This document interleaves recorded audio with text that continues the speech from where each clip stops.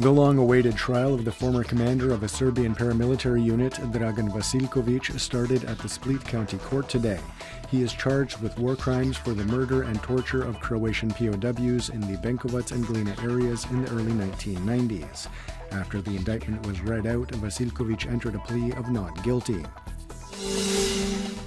The 71st session of the United Nations General Assembly is being held in New York today. Last night, all 193 member states signed the New York Declaration for Refugees and Migrants, addressing the growing number of migrants worldwide. This was followed by a roundtable co-chaired by Croatian President Kolinda Grabar-Kitarovic.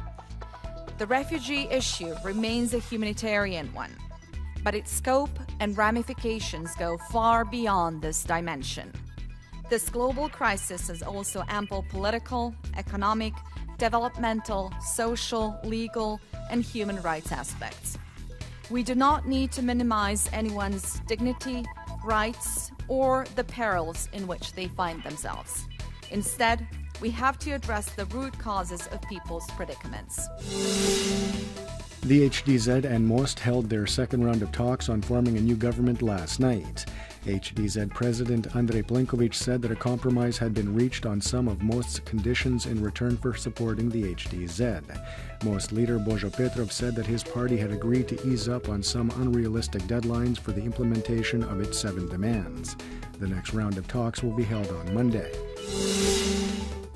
Hrvoje Runtić, one of the Živi Zid activist party's 8 seats in parliament, has left the party and provided testimony to the USKOK anti-corruption agency regarding suspicious donations and deals during the election cycle.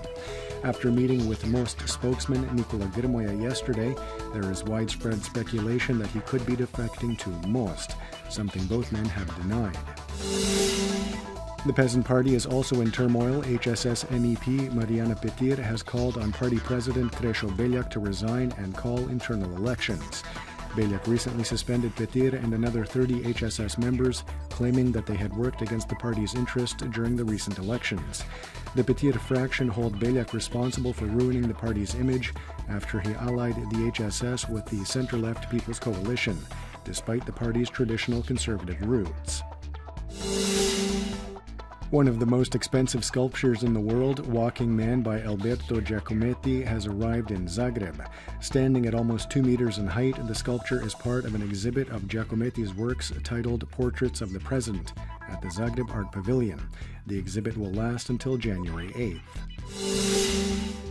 After qualifying for its second-ever Davis Cup final this past weekend, a decision is pending on where Croatia will host Argentina in the final in late November. According to Davis Cup rules, the venue must hold at least 12,000 fans. Zagreb's arena and Split's Spaladium arena are being mentioned as possibilities. Variable cloud cover with a slight chance of some showers. The coast will see a northeasterly wind gaining in strength by the evening. Highs will be between 17 to 22 degrees Celsius inland, 22 to 27 on the Adriatic. The 3-day forecast for the interior calls for colder temperatures and morning fog. There is a chance of some light rain in the east of the country on Thursday. The coast will see predominantly sunny skies but cooler morning temperatures. There is a chance of some rain in southern Dalmatia on Thursday.